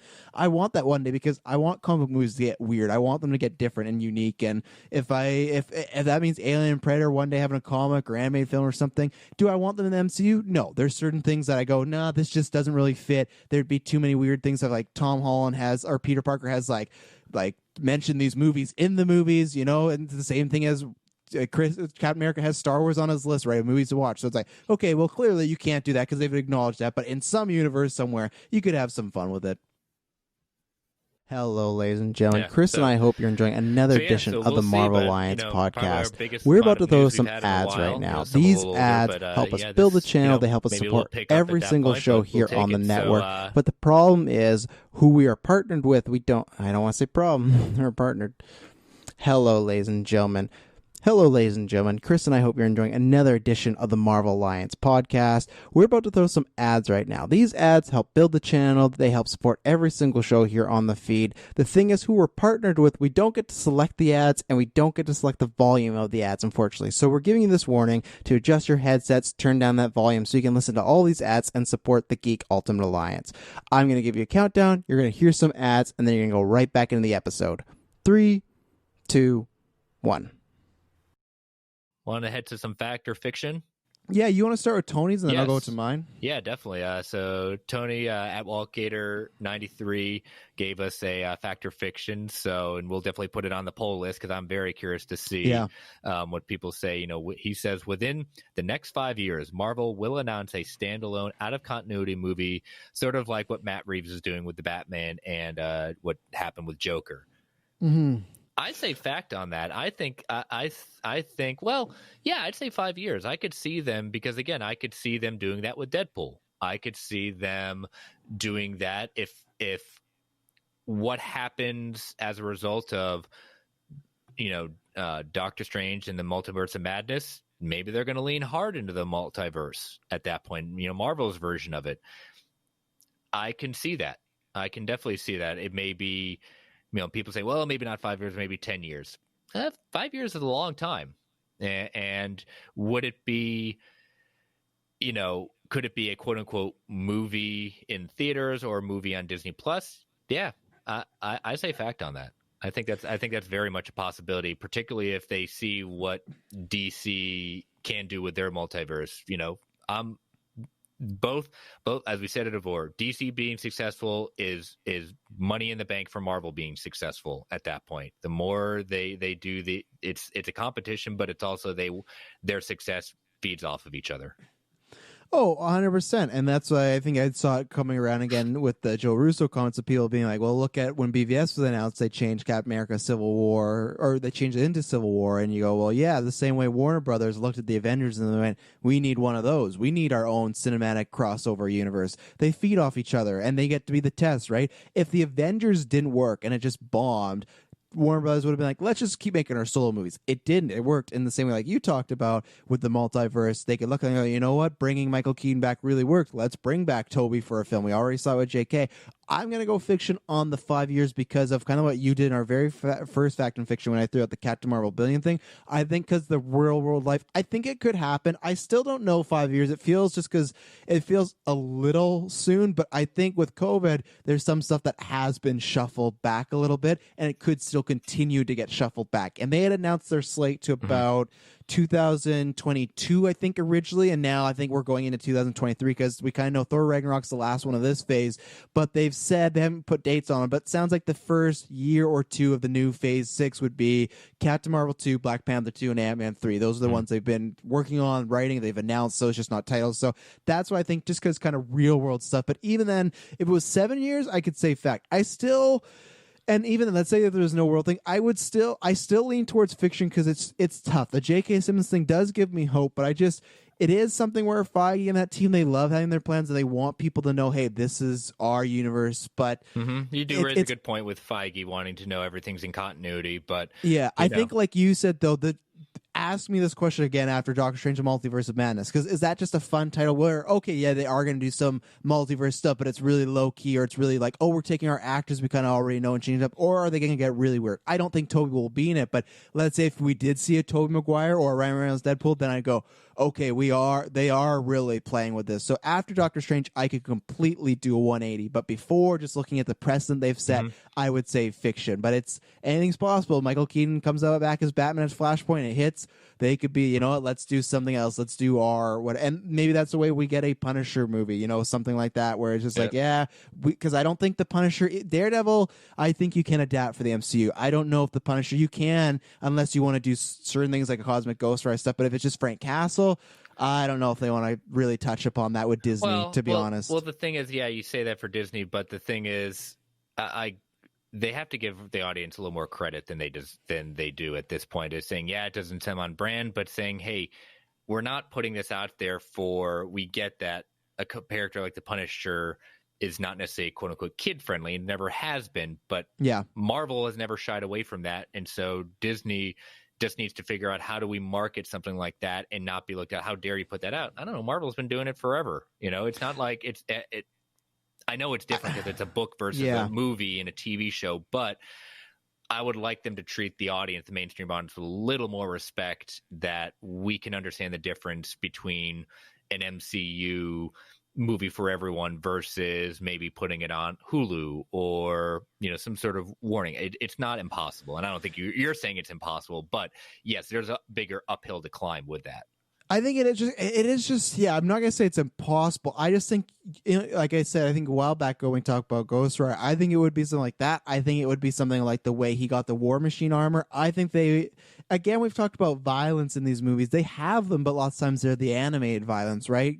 Frank Castle's going around taking down criminals. He's just striking them down. I always think about this, and I think about Disney Plus and the Disney Park. Could I see that skull in shops? Could I see a Frank Castle walking around? And I can't. And that's why I think he will be in the MCU, but it'll be a much, much different version than the Frank Castle we know, or it would go somewhere else. Maybe that has a chance of John Berthmel coming back and them saying, hey, just go over to Hulu and do your thing. It's just, it is that thing where I agree with you. They got to give them more credit, but I just always do think about like their bottom line is those parks, right? And family and kids. Frank Castle is not a family kids character, and even then look at the box office of those movies.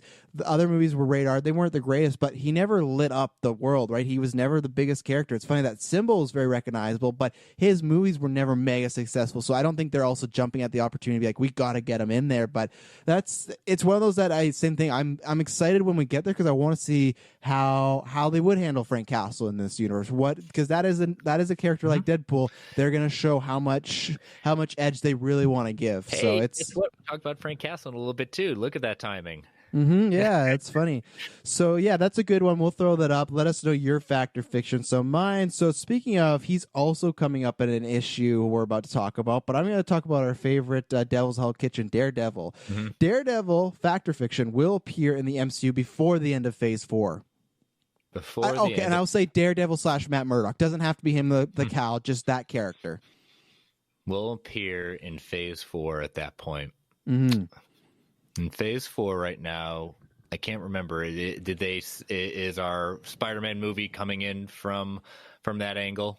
It is also the Disney Plus series as far as Moon Knight, She-Hulk, Miss Marvel. So you have those ones as well in Phase 4. I don't think so yet. I think they've just recently. I think it's at the end of this year that they finally get back Daredevil from Netflix. Or like they can finally start really doing something with it because they had that stipulation that once it reverts back, they had an X amount of months or a year before they could actually start playing with it. I'm not saying they haven't started playing with the ideas of Daredevil yet, but I don't see it in this phase yet. I think this phase is pretty set. I think it's going to be the next one, so I'm going to go fiction on that. I will go fiction too, but I will say I think you will get a nod to Matt Murdock in some sort of way. Because I know people have been like, oh, Spider-Man 3 will be lore. I don't think it's that because I think Spider-Man 3 is a different movie that we're all thinking. I don't think he's going to be on trial. I do think in She-Hulk or Moon Knight, you may get a mention of a Daredevil-like character or just Matt Murdock, the attorney, of like, I know a good attorney. And maybe they almost like the way they did in the Netflix shows of like, hey, I know somebody they shot down. You mean the New York event? Yeah, exactly. Like that. Yeah, I think they will allude to him because I do believe some of those rumors of them possibly doing a Midnight Suns, and I think they'll change up the rosters a bit, and I think Daredevil could be in that kind of roster as far as Blade, Moon Knight. He's not supernatural, but he just fits in that darker kind of New York style Slayers way. So I think there will be breadcrumbs to it. I could still see it. That could be a great Disney Plus bombshell in the series finale. If not even a big thing, just She-Hulk has a meeting with a different lawyer and walks in as an actor playing Matt Murdock. And imagine that end credit scene. Imagine people would go nuts. So I still think I don't think it's a strong fiction for me. There's still a chance they could work it in, but I'm gonna say, I'll say, I almost talked myself. You know, I'll be stick with it. I don't think you. We both have fair points on this one, and I can definitely see where you could do it. I don't know enough about we don't know enough about the She-Hulk Disney Plus show yet to really me to feel a lot of confidence yet. Yes, okay. Well, is it possible that because she's a lawyer, she could run into Matt Murdock? Possibly, but we don't know if She-Hulk's going to be in New York. It could be on the West Coast at that point. Not saying Matt Murdock can't travel or anything like that, but I could definitely see it being a thrown in mention at that point. But for my confidence to see what they're doing, it better be more than just a mention. It better be some sort of something a little more firm, because just saying, oh, we just did an Easter egg mention at that point, I need a little bit more than that to really say you're doing something with it. Yeah, and I'll also go fiction because I would think that maybe it could be something good, but I would think if it was She-Hulk, they'd probably want to give her the stage, and if they debuted Matt Murdock there even a little bit, it might overshadow her in the show. So I will say fiction, but I still think there's a chance. Yourself out of it. There will be, but I will say I will say fiction. He will not appear in Phase 4. So let's see. Oh, here's another one. This is one that I really want to happen, but I don't know what's going to happen. Red Skull will return the MCU as a main villain.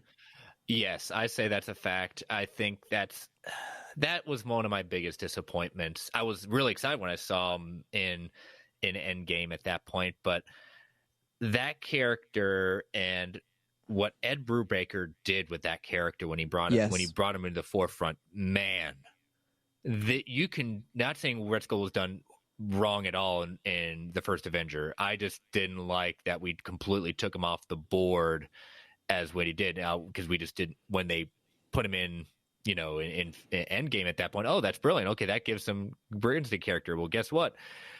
As a result of what happened in Endgame, we can totally bring back Red Skull or someone trying to be the new Red Skull. I think that could be done. Look at Brubaker's run.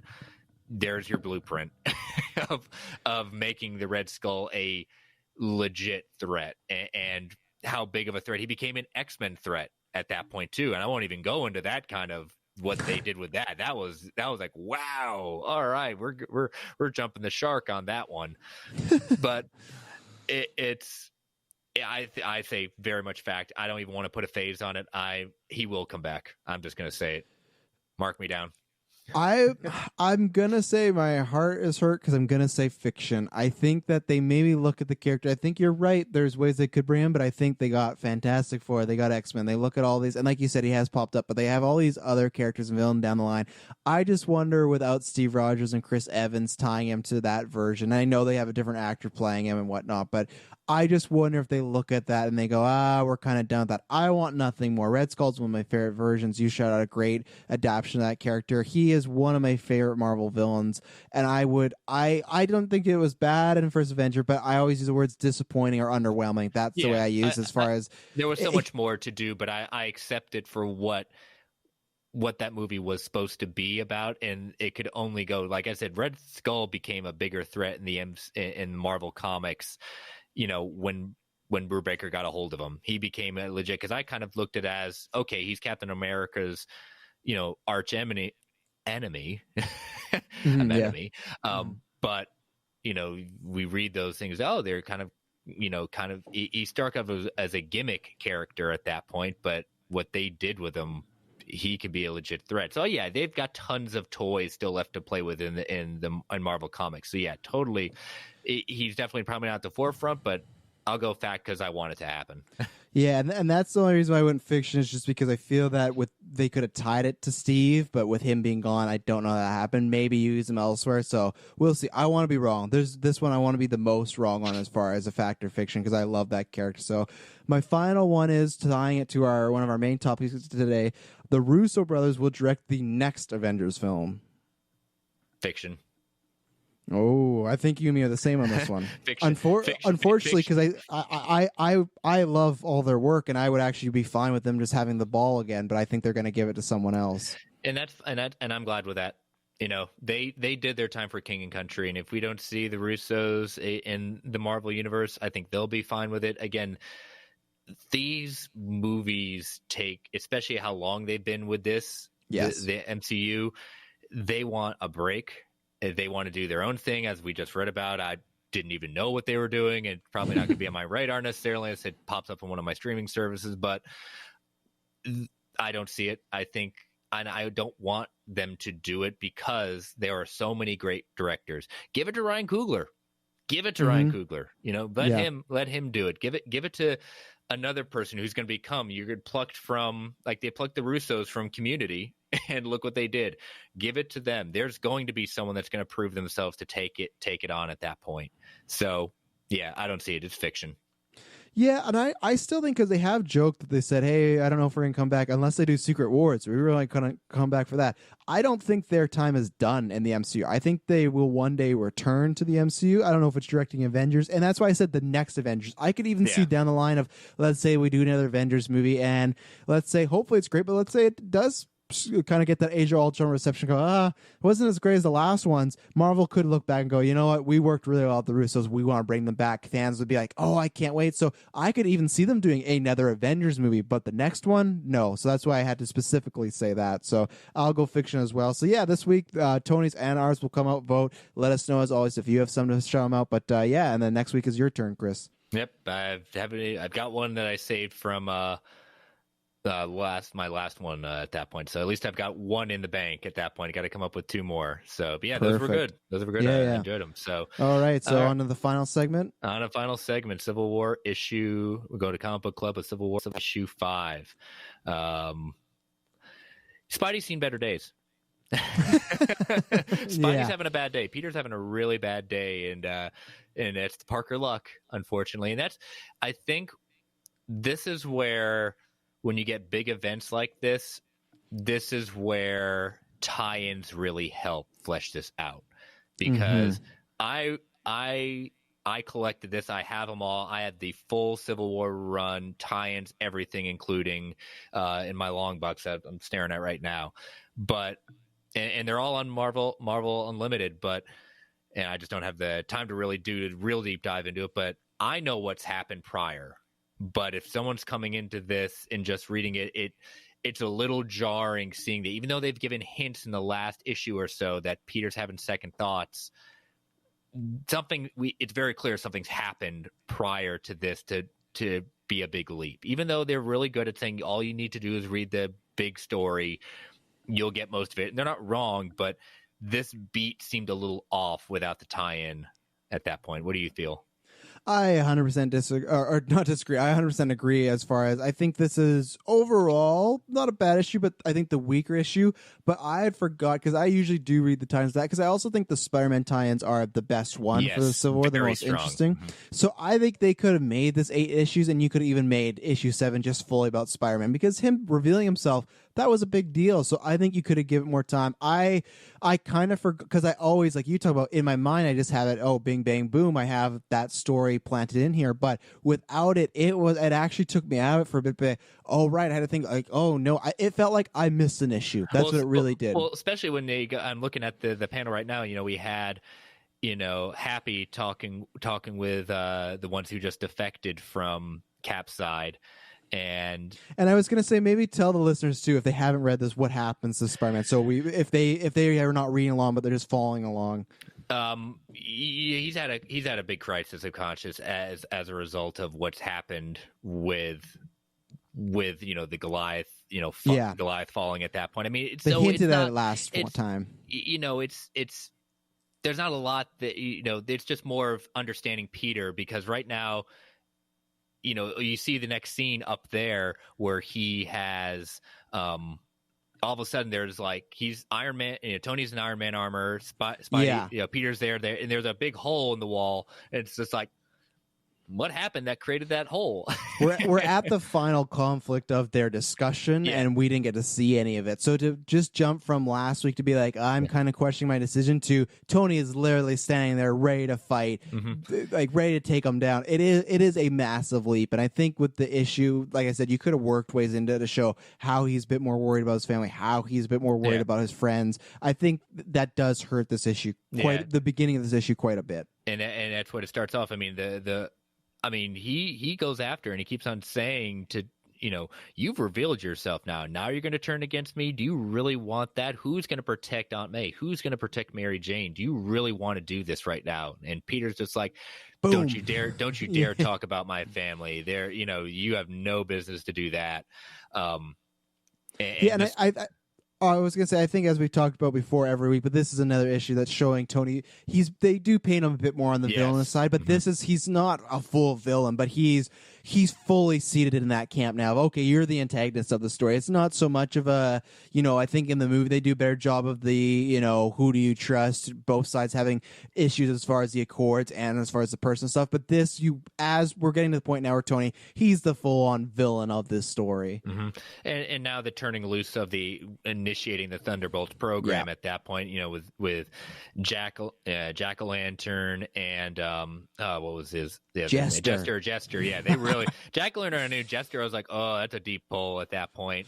Sometimes you can see that like some things are dated in comics, because sometimes they use these villains that are all time classic, like Goblin and Venom in the Thunderbolts, but then you got Jester and Jack-o'-lantern, and you're like, oh, this was definitely of the times. These characters they were trying to make happen. Okay, out of all the possible, I mean, you see the panel before with who gets to take down Spider-Man.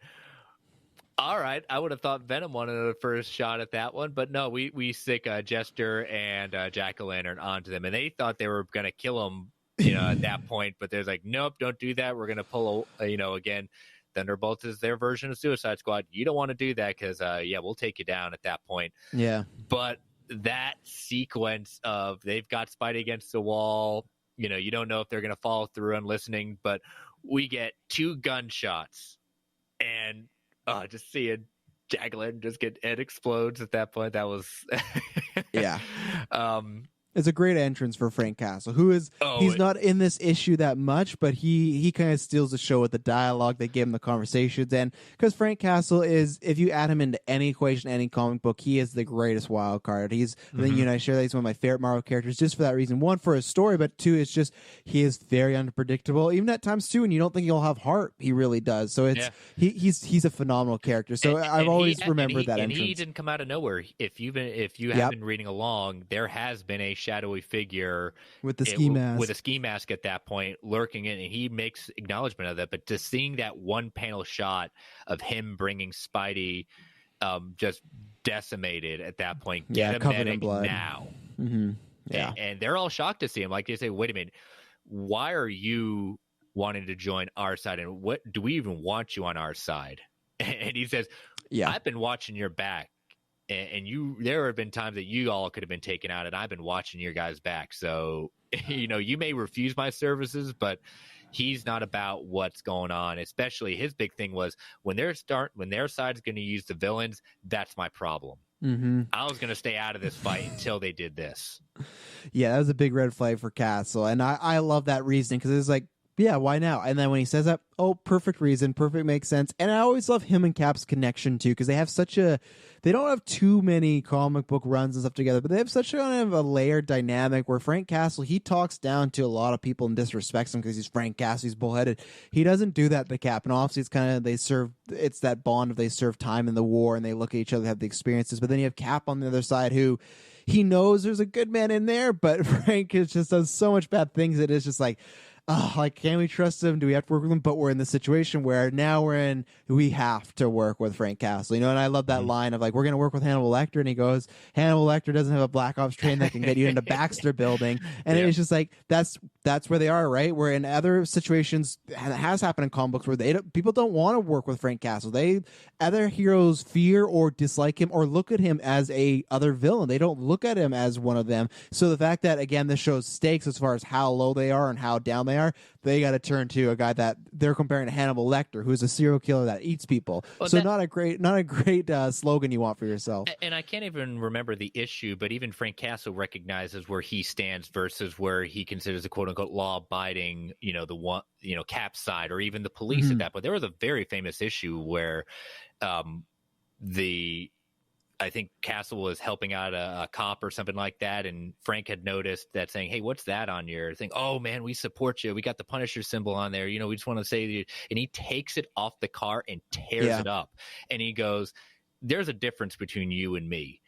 I exist outside the law. I know what I am. I can do what I do, and I'm comfortable with that. You guys are supposed to be the ones who do better than me. You want someone to emulate, put Cap shield on your bumper at that point. Yeah. Don't emulate me. I'm the wrong person to emulate." That is a huge statement to make, but that the character recognizes the difference. There's a difference between where he stands and where Cap stands, and him joining Cap's side is not Cap signing off on what he does. And I know Frank knows that there's going to be now rules associated with this at that point, but sometimes, unfortunately, at this point in the war, he's going to have strange bedfellows too, but at least Frank knows there's a line as well.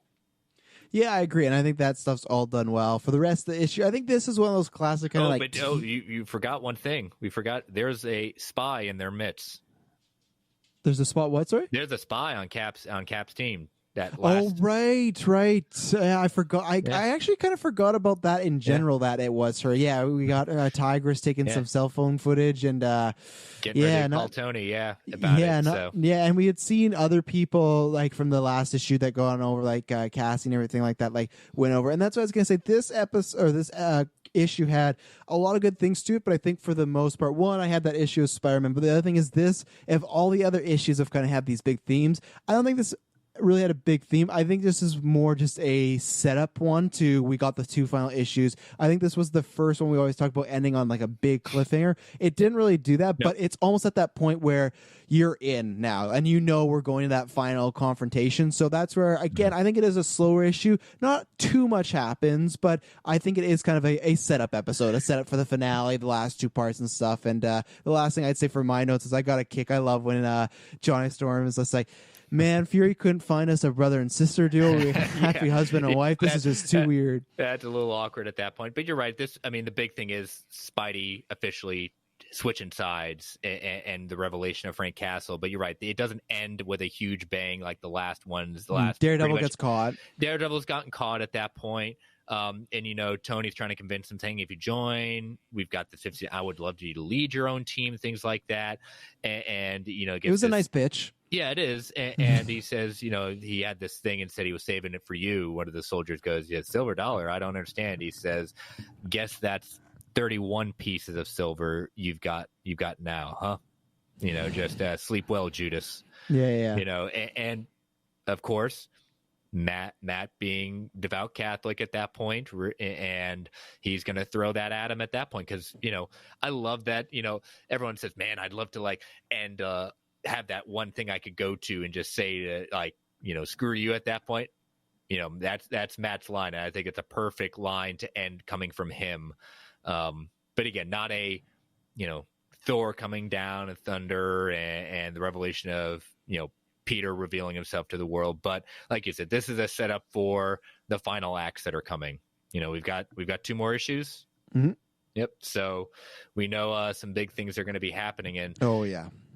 And we'll have to talk off air if we're going to extend this by one more week. We'll have to talk about that just because of how it, the ramifications of this that go further. We may extend this by one, but I'll have to talk to you a little bit offline about it. Yeah, sure. So there we are. And like we said last week, we announced that our next one is going to be House of X Powers of 10. Oh yeah. Is going to be our next one. So we're looking at probably at earliest 3 weeks, at the latest 4 weeks, coming in after Civil War. So yeah, and there will be 1 week I can announce too that there's 1 week I'll be off because I have family events. So that week there'll be no comic book club, so we can. I think there'll be probably. I think it's probably gonna be one of the. I think it's issue 7. Yeah, it'll be issue 7 of Civil War. Yeah, so definitely we're not gonna do that to you, buddy.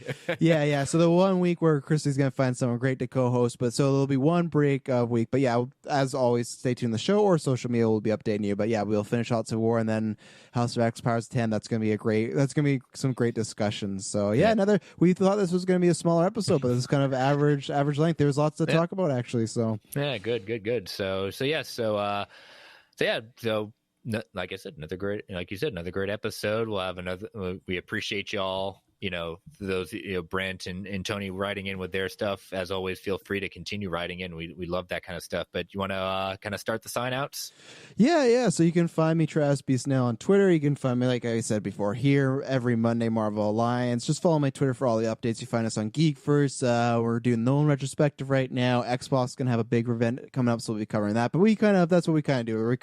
I would say we're the TMZ of podcasts. We don't really have a set day. We just kind of go, one, when we can all be available, and two, when there's big news. So follow us there. We had our 5-year and it was tons of fun. That cast will be dropping next week. Like I said, it's 3 hours, just like good discussion. You want to hear my most embarrassing moment in life? You want to hear foods that make me throw up? We just answer it all. There's geek questions, random stuff. So it was a good time. And then I'll be excited to come back here next Monday and see what drops in the world of Marvel. Where can they find you, Chris? Yeah, you can find me on Twitter at Chris Balga. You can follow the show at Marvel A Podcast. Again, congratulations to you all at Geek First for 5 years. Looking forward to that drop of the episode. You can email the show at Marvel Alliance Podcast at gmail.com. You can follow the Geek Ultimate Alliance Network on Twitter at GUA Pod Network. Again, if you feel, take those few extra minutes at that point to rate and review us on your podcatcher of choice.